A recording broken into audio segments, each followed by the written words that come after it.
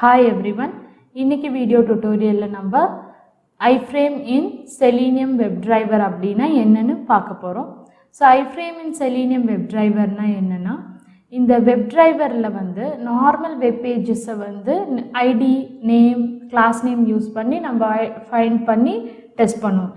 இதே டெவலப்பர் ஒரே வெப் பேஜ்ல ரெண்டு ஐடியும் சேமா வச்சிருந்தா அங்க எரர் த்ரோ பண்ணும். அந்த மாதிரி இருக்கிறப்ப ஹேண்டில் பண்ணுறது எப்படி?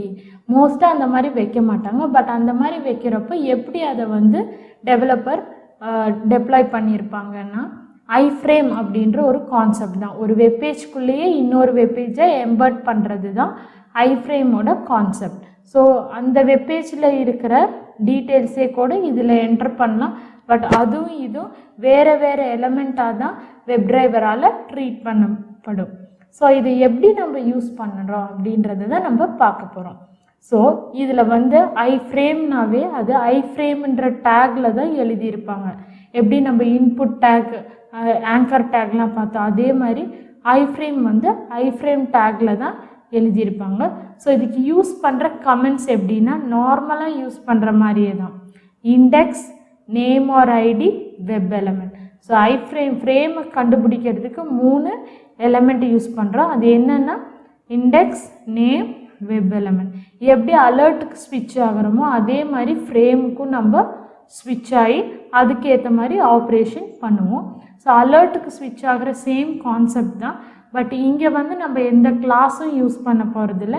டைரெக்டாகவே ஒரு வெப்பேஜ்லேருந்து இன்னொரு வெப்பேஜ்க்கு வந்து நம்ம ஸ்விட்ச் ஓவர் பண்ணி ஆப்ரேஷன் பண்ணுவோம். ஸோ இப்போ அந்த ஆப்ரேஷன் எப்படி பண்ணலான்றதை நம்ம வந்து லைவ் டெமோவாக பார்க்கலாம். ஸோ இப்போ நான் வந்து ஒரு சாம்பிள் வெப்பேஜ் வந்து எடுத்திருக்கேன். அதில் வந்து iframe வந்து டீட்டெயில்டாக உங்களுக்கு தெளிவாக கொடுத்துருப்பாங்க. இதுதான் அந்த வெப்பேஜ் jQueryui.comன்றது. இங்கே பார்த்தீங்கன்னா சைடில் நிறைய லிங்க்ஸ் இருக்கும். எந்த லிங்கை கிளிக் பண்ணாலும் இன்னொரு வெப்பேஜ் ஓப்பன் ஆகும். இன்சைடு வெப்பேஜ்குள்ளேயே ஒரு வெப்பேஜ் ஓப்பன் ஆகும். இப்போ பார்த்தீங்கன்னா நான் செக் பாக்ஸ் அப்படின்ற ஒரு ஆப்ஷனை கிளிக் பண்ணுறேன். கிளிக் பண்ணால் இதுக்குள்ளேயே ஒரு செக் பாக்ஸ் அண்ட் ரேடியோ வின்ஜெட்னு ஓப்பன் ஆகுது. ஸோ இது வந்து ஜஸ்ட் பேஜோட ஸ்டைல் இல்லை, இது ஒரு வெப்பேஜ். ஒரு வெப்பேஜ்குள்ளே வெப்பேஜ். இதை எப்படி கண்டுபிடிக்கணும்னா இன்ஸ்பெக்ட் எலமெண்ட் அப்படின்றத வச்சிங்கன்னா இது iframeஆ இல்லை நார்மல் வெப்பேஜான்றதை கண்டுபிடிச்சிடலாம். ஸோ வெப்பேஜ்குள்ளேயே பாருங்கள் பட்டன்ஸ் செக் பாக்ஸ் எல்லாம் வச்சுருக்காங்க. ஸோ ஜஸ்ட் இன்ஸ்பெக்ட் எலமெண்ட் கொடுத்துட்டு பார்த்தீங்கன்னா இந்த இடத்துல கரெக்டாக வச்சாதான் அது iframe டேக்கில் இருக்கான்னு தெரியும். ஸோ இதை வச்சு பார்த்தீங்கன்னா உங்களுக்கு தெரியுதா இங்கே iframe அப்படின்ற டேக்கில் தான் அது இருக்குது. ஸோ இந்த iframe டேக்கு கரெக்டாக வச்சுட்டு iframe டேக்கில் வைக்கணும். ஸோ அந்த iframeலே ஃப்ரேமுக்குன்னு நேம் இருக்கும், ஐடி இருக்கும். இண்டெக்ஸ் அப்படின்னா ஒரு பேஜில் 2-3 ஃப்ரேம் வச்சுருந்தாங்கன்னா ஃபஸ்ட்டு வச்ச ஃப்ரேமுக்கு 0 இண்டெக்ஸ், செகண்ட் வச்ச ஃப்ரேமுக்கு 1 இண்டெக்ஸ் அப்படின்னு சொல்லுவோம். ஸோ உங்களுக்கு பேரெல்லாம் தெரியல, எனக்கு ஃபஸ்ட்டாக இருக்கிற ஃப்ரேமுக்கு தான் அது ஸ்விட்ச் ஆகணும்னா ஜஸ்ட் நம்பர் மட்டும் கொடுத்தா போதும், அது ஸ்விட்ச் ஆகிடும். இல்லை நேம் மட்டும் கொடுத்தீங்கன்னா பர்டிகுலர் ஃப்ரேமுக்கு வந்து அது ஸ்விட்ச் ஆகும். ஸோ இந்த ஆப்ரேஷனை தான் நம்ம எப்படி பண்ணுறோன்னு பார்க்கலாம்.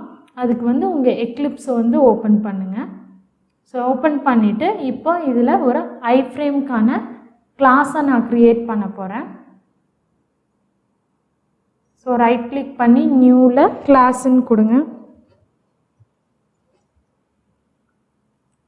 ஸோ கிளாஸில் iframe எக்ஸாம்பிள் அப்படின்ற நேமில் க்ரியேட் பண்ணுங்கள்.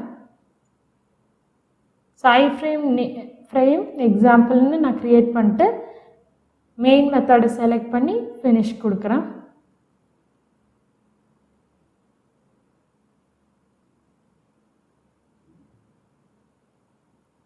இப்போ வெப்டிரைவரும் கெட் ஸ்கிரிப்டும் எழுதுங்க.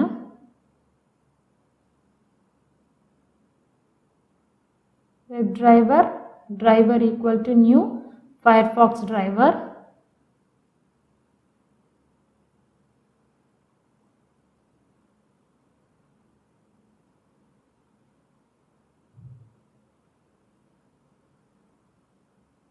ஜஸ்ட் இம்போர்ட் பண்ணிக்கோங்க உங்கள் பேக்கேஜை.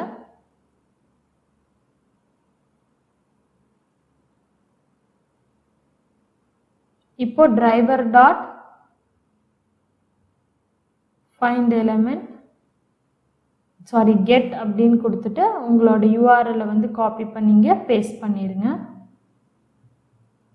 ஸோ பண்ணிட்டதுக்கப்புறம் இங்கே வந்து நம்ம ஐஃப்ரேமை எப்படி கிளிக் பண்ணுறதுன்றது தான் பார்க்க போகிறோம். இப்போ வந்து நம்ம ஒரு just to click the cheque box அப்படின்னு கொடுக்குறோம். இப்போ ஃப்ரேம்குள்ளே போகல, ஃப்ரேம்க்கு வெளியே இருக்கிற அந்த செக் பாக்ஸுன்ற லிங்க்கை எப்படி கிளிக் பண்ணுறதுன்னு. ஸோ அந்த செக் பாக்ஸ் மேலே வச்சுட்டு இன்ஸ்பெக்ட் எலமெண்ட் கொடுத்துட்டிங்கன்னா தெரியும். இல்லை அது லிங்க்குன்னே உங்களுக்கு தெரிஞ்சிச்சுன்னா ஜஸ்ட்டு லிங்க் டெக்ஸ்ட் யூஸ் பண்ணி செக் பாக்ஸ் அப்படின்னு கொடுத்தீங்கன்னாவே அது கிளிக் ஆகிடும். ஸோ அதை இன்ஸ்பெக்ட் பண்ணி அந்த டீட்டெயில்ஸ் கெட் பண்ணிக்கோங்க.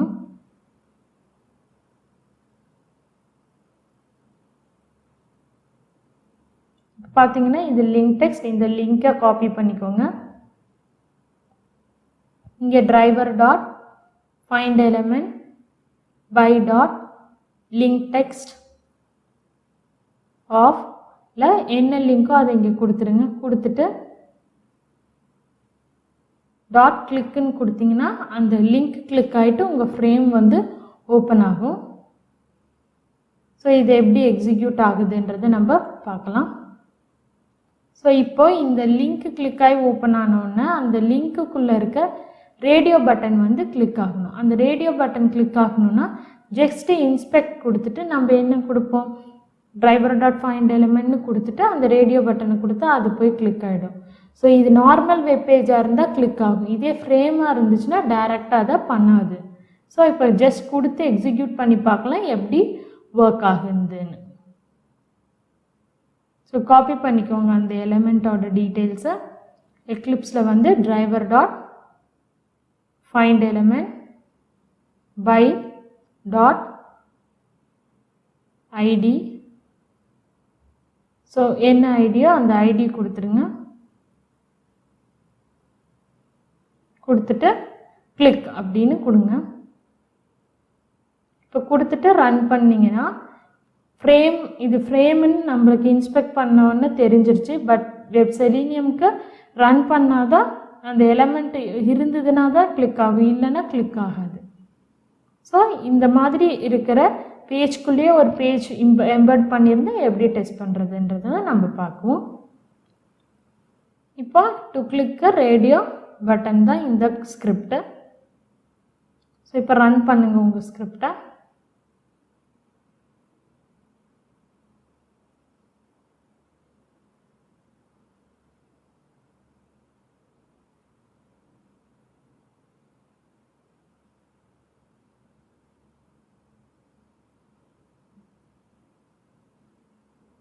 இப்போ ரன் பண்ணிங்கன்னா ப்ரொசீட் கொடுங்க.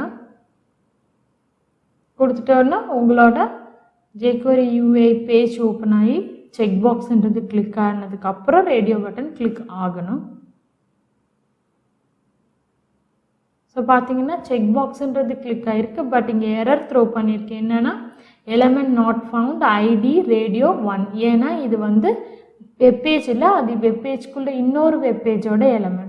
ஸோ அப்போது இந்த ஃப்ரேம்குள்ளே போய் ஸ்விட்ச் பண்ணணுன்னா நீங்கள் என்ன கொடுக்கணுன்னா இந்த ஃப்ரேமோட நேம்.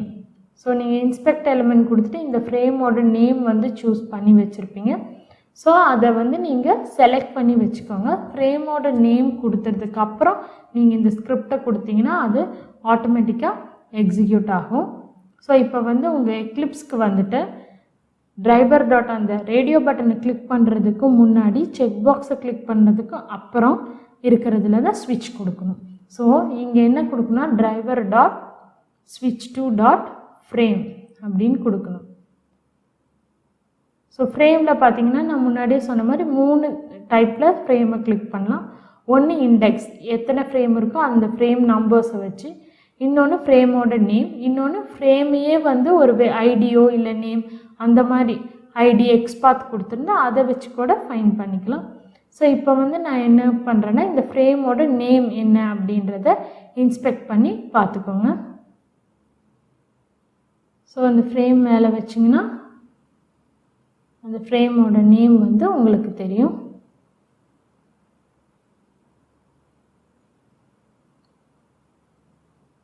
ஸோ ஜஸ்ட் அந்த நேமை வந்து காப்பி பண்ணுங்கள்.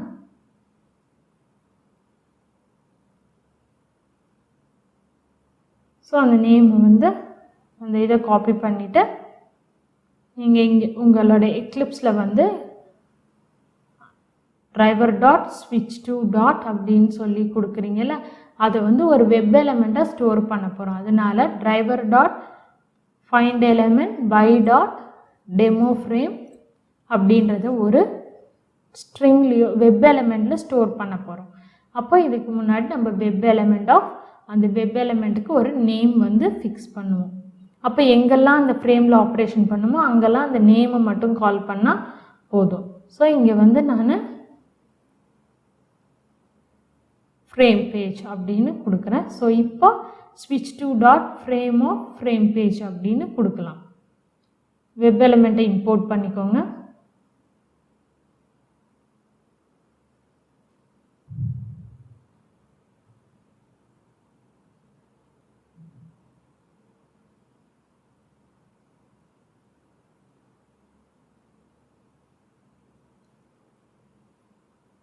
So dot frame, so web எலமெண்ட்டுன்றதை சூஸ் பண்ணிட்டு இங்கே எலமெண்ட்டோட நேம் சஜஷனில் இருக்கோ அதை வந்து செலக்ட் பண்ணிக்கோங்க. இப்போ நீங்கள் ரன் பண்ணிங்கன்னா உங்களோட லிங்க் செக் பாக்ஸ் ரேடியோ அந்த லிங்க் கிளிக் ஆன உடனே அந்த ஃப்ரேம்க்கு ஸ்விட்ச் ஆகி அந்த ஃப்ரேம்குள்ளே இருக்கிற செக் பாக்ஸ் வந்து ரேடியோ பட்டன் வந்து கிளிக் ஆகும். இப்போ ரன் கொடுங்க. ப்ரொசீட். இப்போ உங்கள் ஃபாஸ்ட்டாக எக்ஸிக்யூட் ஆகிடும். ஸோ jQuery UI ஓப்பன் ஆகுது, செக் பாக்ஸ் கிளிக் ஆகிட்டு அந்த இது வந்து கிளிக் ஆச்சு. ஸோ இந்த மாதிரி தான் வந்து உங்கள் எக்ஸிக்யூஷன் வந்து நடக்கும்.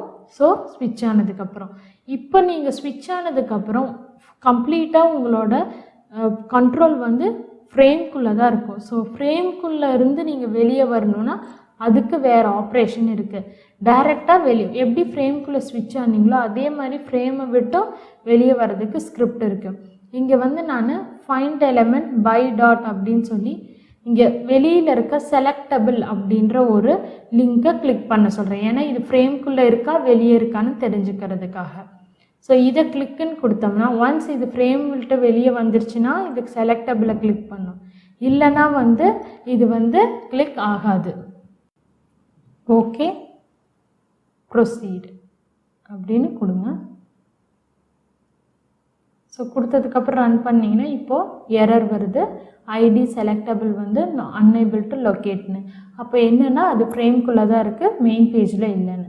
ஸோ மெயின் பேஜ்க்கு வரணுன்னா நீங்கள் உங்கள் ஸ்கிரிப்டில் என்ன கோட் கொடுக்கணும்னு பாருங்கள்.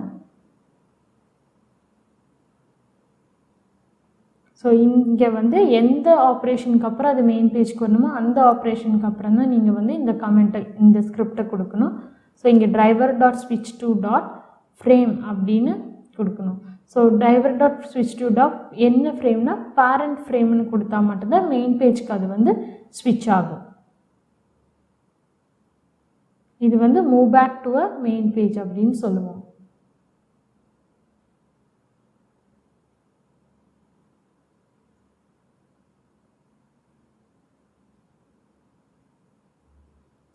இப்போது டிரைவர் டாட் ஸ்விட்ச் டு அப்படின்னு இதே ஃப்ரேம்குள்ளே இன்னொரு ஃப்ரேம் இருக்குது, நிறைய ஃப்ரேம்ஸ் இருக்குது அப்படின்னா இண்டெக்ஸ் யூஸ் பண்ணி ஸ்விட்ச் பண்ணலாம், இல்லை அந்த ஃப்ரேமோட நேமையே கொடுத்து நீங்கள் வந்து ஸ்விட்ச் பண்ணலாம். ஸோ எப்போ வேணாலும் உங்களோட ஃப்ரேம்லேருந்து உள்ளுக்கு போகலாம், வெளியவும் வரலாம். இது வந்து செலீனியம் வெப் டிரைவரில் இருக்கிற ஒரு கோர் கான்செப்ட்னே சொல்லலாம். ஏன்னா மோஸ்ட்லி வெப்பேஜ்குள்ளே வெப்பேஜ் இருக்கிறது வந்து மோஸ்ட் ஆஃப் த வெப்சைட்டில் வெப்பேஜ்குள்ளேயே வெப்பேஜ் வந்து எம்பர்ட் பண்ணுவாங்க. இப்போ நான் ரன் கொடுத்தேன்னா first check box link click ஆகும், அப்புறம் ரேடியோ பட்டன் கிளிக் ஆகும், அடுத்து வந்து செலக்டபிள் கிளிக் ஆகும். பார்த்திங்கன்னா கிளிக் ஆகிட்டு செலக்டபிள்ன்றது கிளிக் ஆகிருக்கு. ஸோ இப்படி தான் வந்து உங்கள் ஐஃப்ரேமை வந்து நீங்கள் எக்ஸிக்யூட் பண்ணணும், டெஸ்ட் பண்ணி பார்க்கணும். ஸோ எந்த எரர் மெசேஜும் த்ரோ ஆகலை. ஸோ இந்த கான்செப்டை யூஸ் பண்ணி நம்ம எவ்வளோ வெப்பேஜ் வேணாலும் நார்மல் டெஸ்டிங் லைக் நீங்கள் பட்டன் ட்ராப் டவுன் இதெல்லாம் செக் பண்ணணுன்னா கூட ஃப்ரேம்குள்ளே இருக்கிறது அதே கான்செப்ட் தான், ஜஸ்ட் ஸ்விட்ச் டூன்றது மட்டும் ஒரே ஒரு சிங்கிள் வேர்ட் ஆட் பண்ணிங்கன்னா போதும். ஸோ நெக்ஸ்ட் செஷனில் வந்து நம்ம ரோபோட் ஏபிஐன்னு என்ன, டிஃப்ரெண்ட் ரோபோட் ஏபிஐயோட கமெண்ட்ஸ், ஃப்ரேம்ஒர்க்ஸ்னால் என்ன, டிஃப்ரெண்ட் டைப்ஸ் ஆஃப் ஃப்ரேம்ஒர்க்ஸ்ன்றது அப்கமிங் வீடியோஸில் பார்க்கலாம். தேங்க்யூ.